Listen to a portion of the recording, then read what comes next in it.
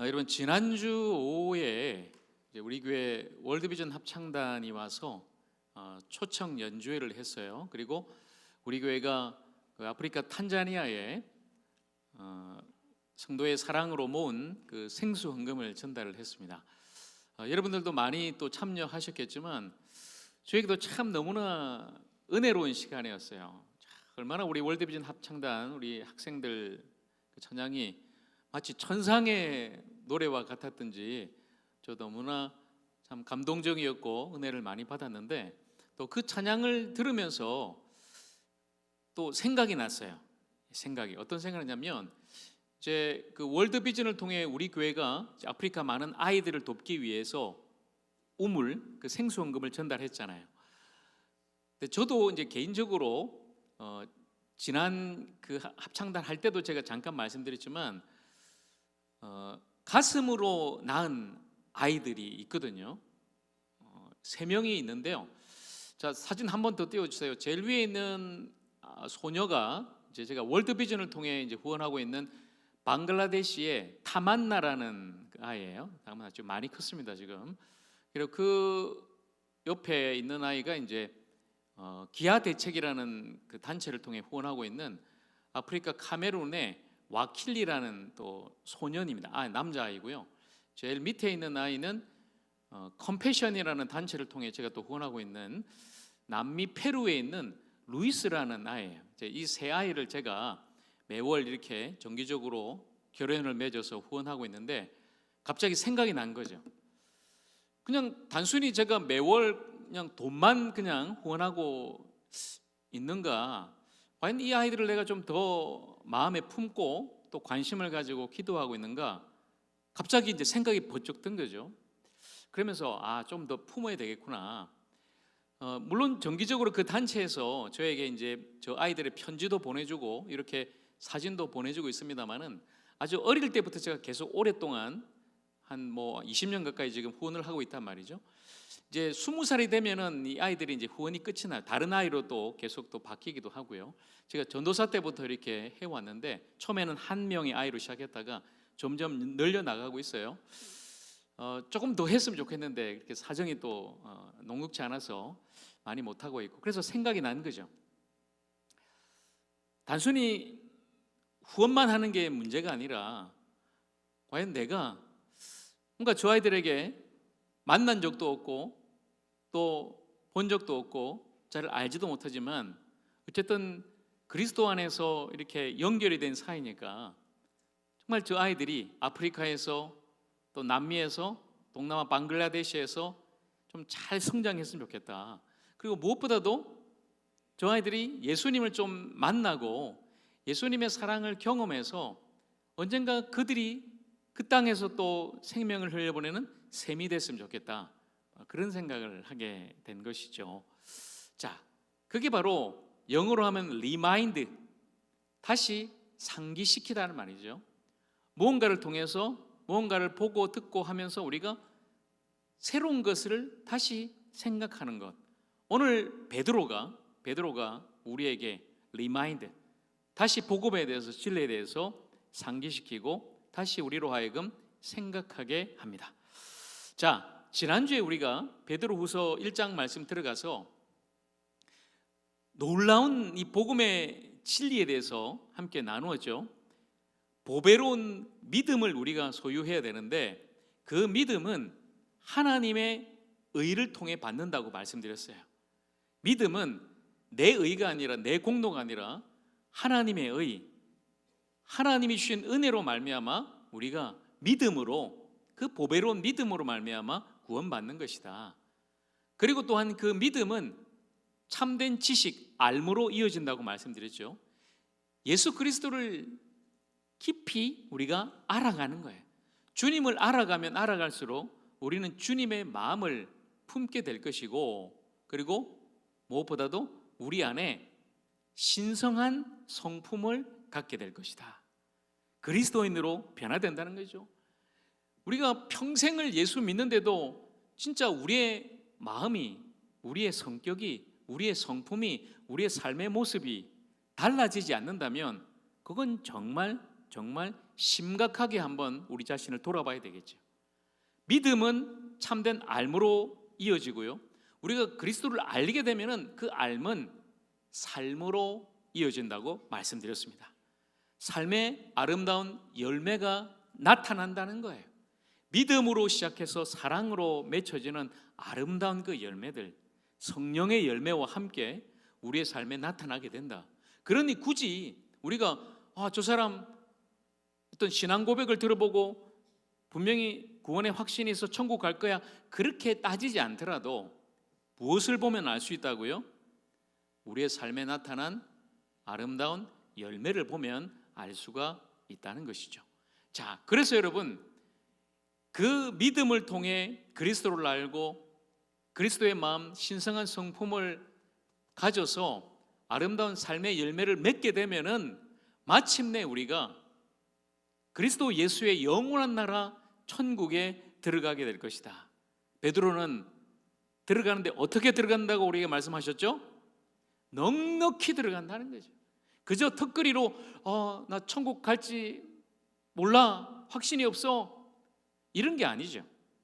우리가 진정한 믿음으로, 그리고 그리스도를 알고 삶 속에서 그리스도를 닮아 성화의 길을 걸어가 그 확신 속에서 하나님의 아름다운 일들을 이루어 나갈 때 우리에게 영원한 하나님 나라는 확정되어 있다는 거죠. 여러분 모두가 진정한 이 진리 위에 굳게 서서 믿음으로 그리스도를 알므로 또 그리스도의 마음으로 열매 맺고 하나님 나라 영원한 그 천국에 넉넉히 다 입성할 수 있기를 다시 한 번 더 주님의 이름으로 축복합니다. 자, 여러분, 우리가 이 진리를 분명히 알아요. 아는데 이 아는 것으로 끝나서는 안 된다는 거죠. 자, 그래서 오늘 베드로가 다시 우리에게 말씀합니다. 12절 말씀입니다. 12절 같이요. 시작. 그러므로 너희가 이것을 알고 이미 있는 진리에 서 있으나 내가 항상 너희에게 생각나게 하려 하노라. 아멘. 베드로는 이 복음의 진리를 알고 있는 모든 성도들, 흩어져 있는 나그네들에게 이 말씀을 다시 하면서 다시 리마인드, 상기시키는 거예요. 이미 여러분이 믿고 구원받았지만 그러나 오늘 또 생각하십시오. 여러분 오늘 또 생각하셔야 되는 거예요. 바로 이거죠. 오늘 또다시 우리가 이 복음 진리에 굳게 서서 다시 생각하는 거예요. 다시 생각하는 거죠. 베드로는 왜 이 성도들에게 다시 생각나도록 말씀을 전했을까요? 이제 얼마 남지 않았다는 것을 알았다는 거죠. 내 생명의 시간이 얼마 남지 않았다. 내가 죽기 전에 꼭 이 복음을, 이 진리를 성도들에게, 많은 교회들에게 전해야 되겠다. 그리고 그 당시 초대교회 수많은 이단 사이비들 미혹받지 않도록 다시 그들을 일깨워 생각나게 해야 되겠다. 자, 그래서 오늘 13절과 14절은 또 이렇게 우리 계속해서 말씀을 합니다. 같이 읽을까요? 내가 이 장막에 있을 동안에 너희를 일깨워 생각나게 함이 옳은 줄로 여기노니 이는 우리 주 예수 그리스도께서 내게 지시하신 것 같이 나도 나의 장막을 벗어날 것이 임박한 줄을 알미라. 아멘. 장막에 있을 동안, 이게 무슨 말이죠? 우리 육신의 장막, 이 세상에 살아있는 동안에 내가 이 사실을 다시금 일깨우기를 원하고, 그리고 주께서 나에게 말씀하시기를 요한복음 21장에 말씀하셨죠. 베드로야, 이 사명을 감당하고 너는 마지막에 이렇게 죽을 것이다. 주께서 말씀하신 대로 이제 이 장막을 떠나 주님께 다시 돌아갈 날이 얼마 남지 않았다는 것을 그가 알았다는 거예요. 여러분, 우리 나그네 인생은 이 땅에서 이 육신의 장막 가운데 살아갑니다. 그리고 언젠가 이 장막을 떠날 거예요. 누구 없이 모두가 다 걸어갈 것입니다. 이 장막을 벗어나 이 장막에서 떠나 갈 거예요. 고린도후서 5장 1절이 이렇게 우리에게 말씀하죠.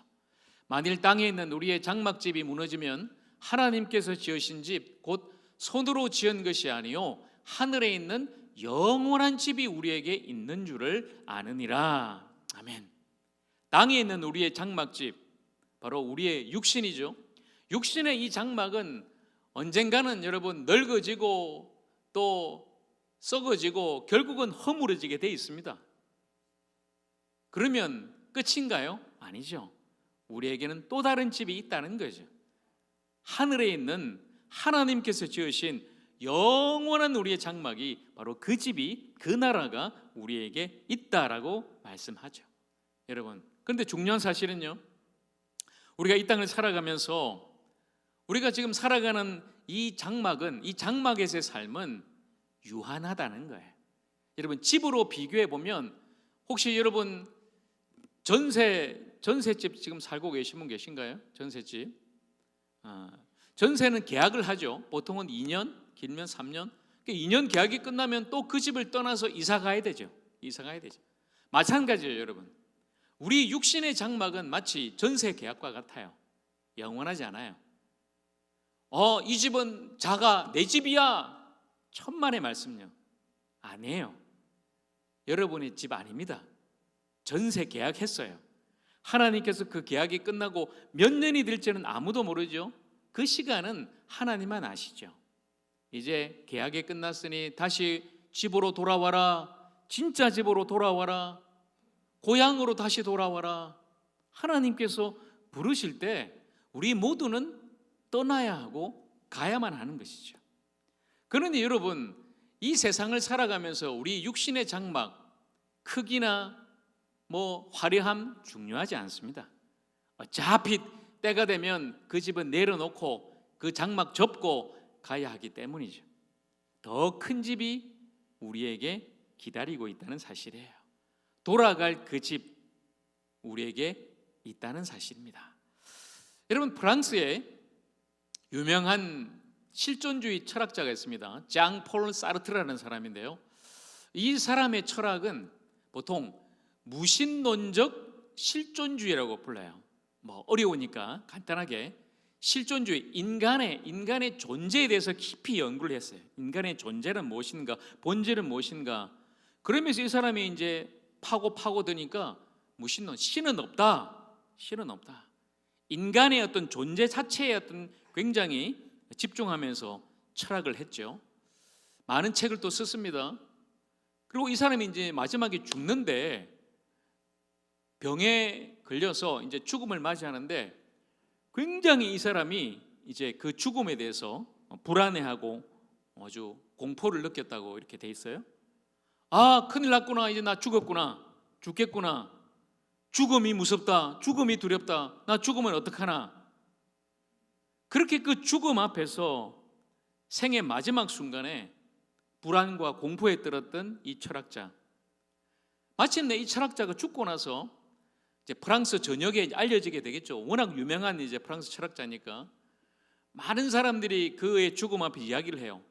왜 저 사르트르는 죽음 앞에 저렇게 무서워했을까? 어떤 사람이 그 신문에다가 기고를 했는데, 사르트르에게는 돌아갈 고향이 없었기 때문입니다. 이런 이야기를 했어요. 돌아갈 고향이 없기 때문에, 다시 돌아갈 집이 없기 때문에 이 땅에 살았던 유한한 그 집이 이제는 낡아지고 쓰러지니까 너무 무서웠던 거예요. 이제 나는 죽는구나, 끝이구나. 죽음 이후의 삶을 알지 못하니까 인간은 결국은 그 죽음 앞에 공포스럽게 불안에 떨게 된다는 거죠. 여러분, 최근에도 여러 많은 사건과 사고를 우리가 보면서 생각하게 되죠. 내일 일을 우리가 알 수 없구나. 정말 우리의 인생이 나그네 인생이구나. 그래서 우리가 꼭 이 두 가지를 생각해야 되는 건데요. 라틴어로 된 말이지만 메멘토 모리, 죽음을 기억하라. 또 한 가지는 카르페 디엠, 오늘을 살아라. 이 두 가지죠.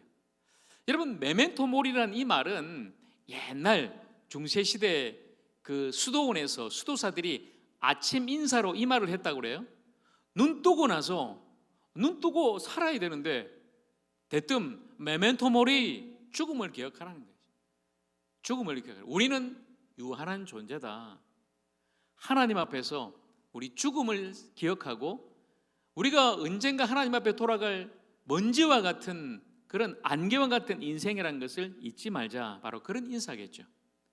또 한 가지, 옛날에 전쟁에서 승리한 개선 장군이 이제 돌아올 때 얼마나 많은 사람들이 막 박수, 갈채, 환영하고 막 영광을 돌리면서 막 환호하겠어요. 그 장군이 이제 말을 타고 딱 멋지게 들어가면서 그 장군의 뒤에 있는 부하들이 이 말을 하는 거죠. 뭐라고 그래요? 메멘토 모리, 죽음을 기억하라. 당신이 아무리 세상에서 가장 위대한 장군이고 부귀영화를 다 누리는 그런 사람일지라도 언젠가는 뭐 한다?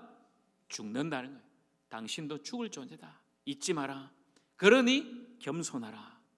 우리 모두는 죽음을 생각하게 된 거죠. 그러나 또 한 가지는 여러분, 카르페 디엠, 오늘을 살아가는 거예요. 늘 죽음의 공포에 와, 언제 죽을까? 조금만 아프면 이거 죽을 병 아닌가? 나 언제 죽으면 어떻게 죽? 이런 죽음에 함몰돼서 죽음의 불안과 공포 속에 살지 말라는 거예요. 오늘을 살아가라는 겁니다. 예수께서도 우리에게 말씀하셨죠. 내일 일을 염려하지 말고 그날의 염려 다 맡기고 살아라. 우리는 알 수 없어요. 오늘 한 날 주님께로부터 선물로 받았으니 이 한 날을 살아가는 거죠. 생명을 누리고 감사하고 또 기뻐하면서 오늘 우리가 꼭 해야 될 그 일에 또 최선을 다하면서 오늘을 살아가는 거죠. 죽음을 기억하지만 또 오늘을 살아내는 거예요. 삶을 생각하지만 죽음도 생각하는 거예요. 더 나아가서 죽음 이후를 생각하는 것이죠. 하루하루가 정말 주님 손에 있다는 것을 기억하고 모든 것이 또한 주님의 은혜라는 것을 또한 생각하며 주님 앞에 모든 것을 맡기고 오직 주님의 은혜, 그 사랑에 감사하며 살아갈 수 있는 저와 여러분 모두가 되기를 축복합니다. 바로 그렇게 나그네는 언젠가 이 세상을 떠날 것을 생각하고 그러나 돌아갈 집이 있다는 것을 생각하며 살아가는 거예요. 자, 그리고 이제 베드로가 15절 말씀 우리에게 이렇게 또 말씀합니다. 내가 힘써 너희로 하여금 내가 떠난 후에라도 어느 때나 이런 것을 생각나게 하려 하노라. 베드로는 자신이 죽고 나서라도 정말 모든 성도들이 좀 생각할 수 있도록 이 말씀을 전해요. 뭘까요? 이 땅에서 과연 나는 무엇을 하고 살 것인가? 어떻게 살 것인가? 언젠가 우리 모두는 다 죽음 앞에 서게 되고 또 영원한 고향으로 돌아갈 터이지만 살아있는 이 순간 나는 무엇을 할 것인가? 여러분 한번 생각해 보셨습니까? 생각해 보셨어요? 여러분 어떻게 사실래요? 언젠가 우리는 모두가 다 죽을 운명 아닙니까?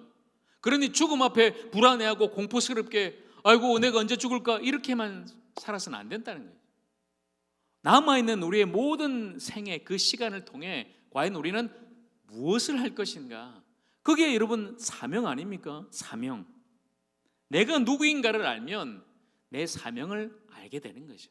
내가 어떻게 살고 무엇을 하며 하나님께 영광 돌리고 이 땅에 있는 동안 더 많은 사람들에게 생명을 나누고 사랑을 전하고 뭔가 이 세상을 이롭게 하고 각자의 지금은 다르지만 내가 처해 있는 그 사회의 한 조각을 더 아름답고 행복하게 만들어내는 그 일하는 것, 그게 여러분 사명 아니겠습니까?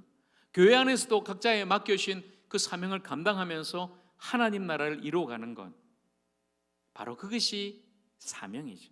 사명을 생각하라는 거예요. 사명을 생각하면 여러분 죽음을 두려워할 필요 없어요. 어차피 죽음은 하나님이 붙들고 계신 거 아니에요?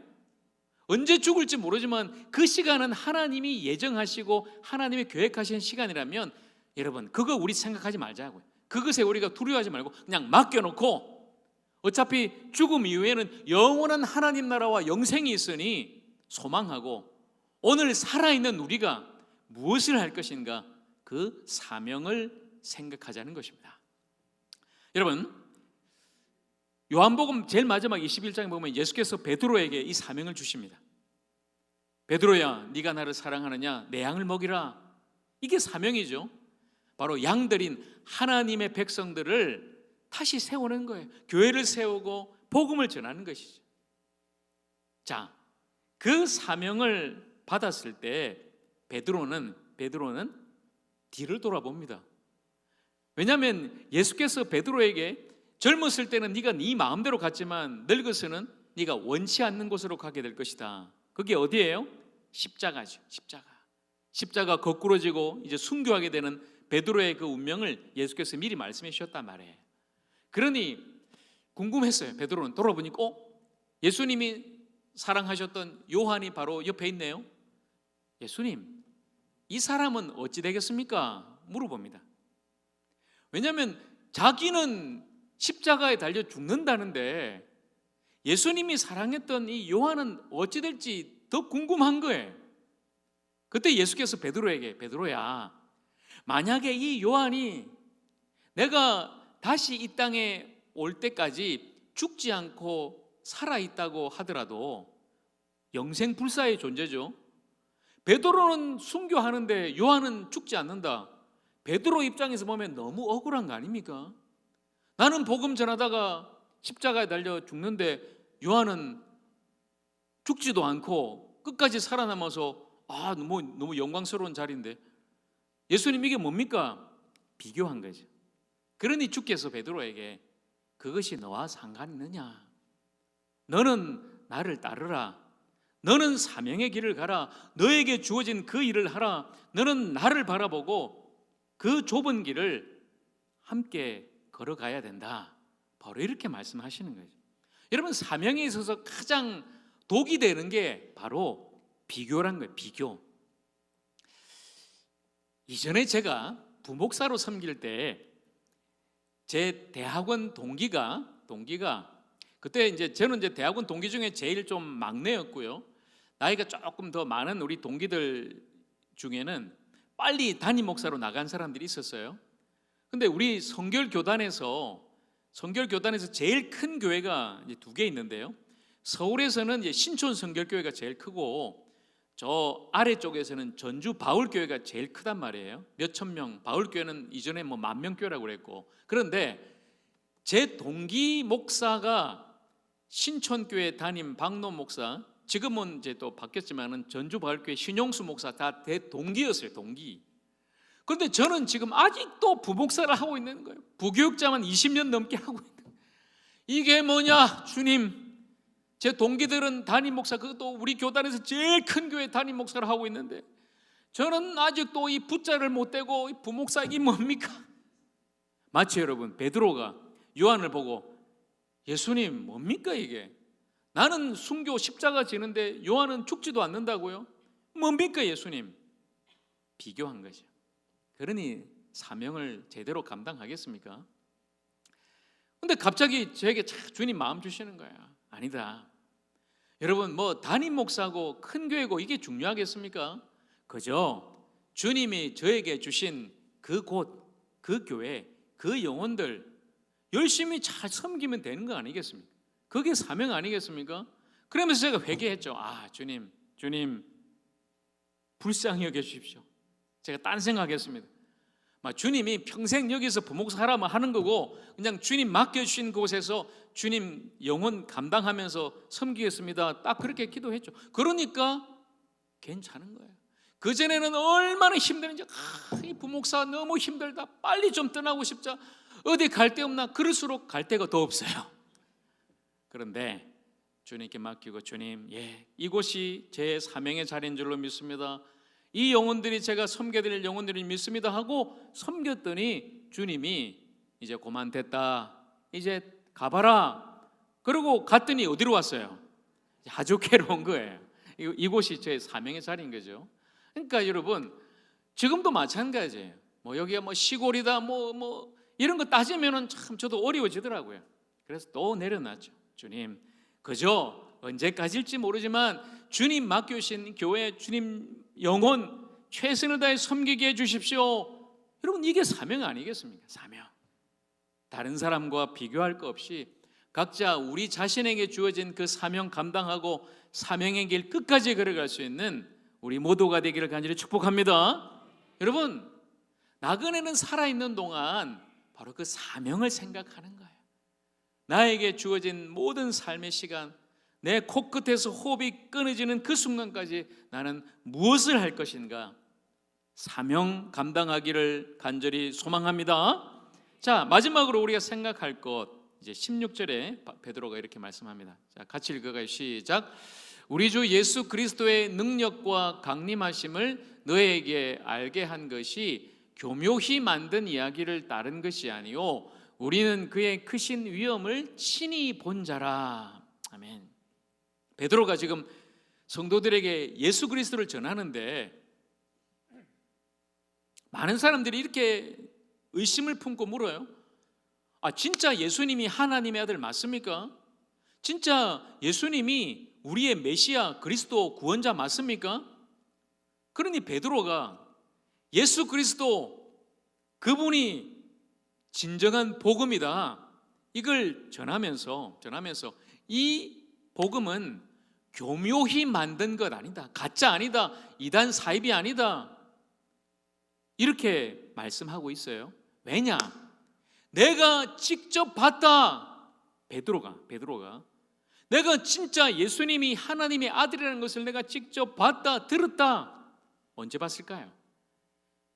베드로와 야고보가 이제 예수님과 함께 산에 올라가요. 산에. 그 산을 우리가 보통 변화산이라고 그러죠. 그곳에서 예수님이 환하게 빛이 납니다. 얼굴과 옷도 하얘지고 모세하고 엘리야를 만나요. 예수님이. 그걸 베드로가 직접 본 거예요. 목격자예요. 목격자. 그리고 하늘에서 음성이 들리죠. 하나님의 소리. 이는 내 사랑하는 아들이요 내 기뻐하는 자라. 들었단 말이에요. 보고 들었어요. 맞구나. 예수님이 진짜 하나님의 아들, 우리의 구원자 메시아 맞구나. 확신했죠. 자, 그렇게 베드로가 보고 들었지만 더 중요한 사실, 진정으로 예수 그리스도 복음이 진짜란 걸 우리에게 이렇게 말씀하고 있죠. 19절입니다. 19절 같이 읽을까요? 또 우리에게는 더 확실한 예언이 있어 어두운 데를 비추는 등불과 같으니 날이 새어 샛별이 너희 마음에 떠오르기까지 너희가 이것을 주의하는 것이 옳으니라. 아멘. 우리에게 더 확실한 예언이 있다는 거예요. 내가 보고 들었지만 그 음성 듣는 것보다 더 확실한 것이 있다. 그것이 뭐냐? 예언이다. 이 예언은 성경을 향해, 성경. 특별히 성경 중에도 그 당시에는 신약 성경이 없을 때니까 구약 성경, 하나님의 말씀 성경이 더 확실한 것이다.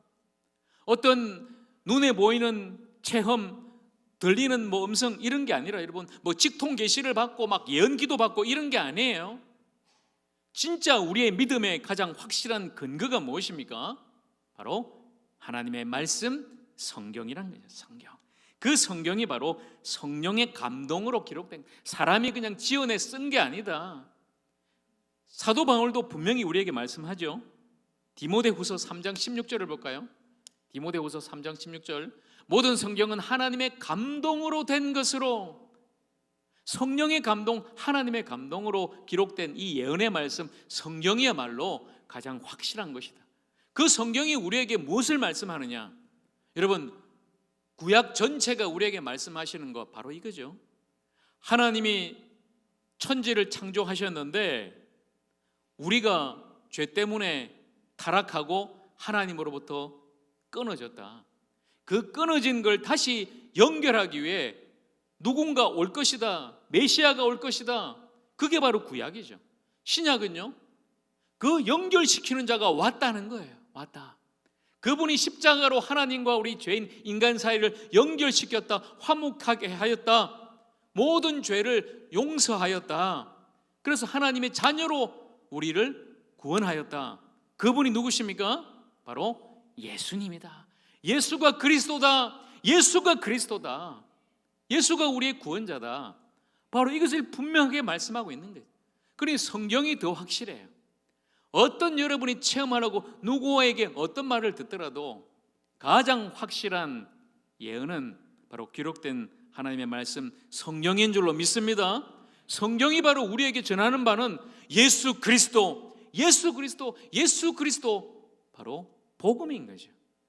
이 분명한 진리의 말씀 다시금 깊이 생각하고 예수 그리스도야말로 나를 위해 십자가에서 죽으시고 나를 위해 다시 사셨으며 나를 위해 다시 이 땅에 오실 그 예수님을 나의 그리스도로 믿고 그 예수님을 더 깊이 생각하는 우리 모두가 되기를 간절히 축복합니다. 예수님을 생각하는 거죠. 살아있는 동안 주님 앞에 갈 때까지 늘 예수 그리스도 주님만을 더 깊이 생각하면서 예수를 더 깊이 생각하면서 예수를 더 뜨겁게 사랑하면서 더 예수 그리스도 주님만을 바라보면서 남은 우리의 인생길을 걸어갈 수 있기를 간절히 축원합니다. 오늘 말씀을 정리하면서 이 땅에 살아가는 나그네들이요, 돌아갈 집을 생각하십시오. 그리고 이 땅에 살아있는 동안 우리가 해야 될 사명을 생각하십시오. 그리고 무엇보다도 우리를 구원하신 예수 그리스도를 생각하십시오. 바로 그것이 나그네 인생입니다. 함께 기도하겠습니다.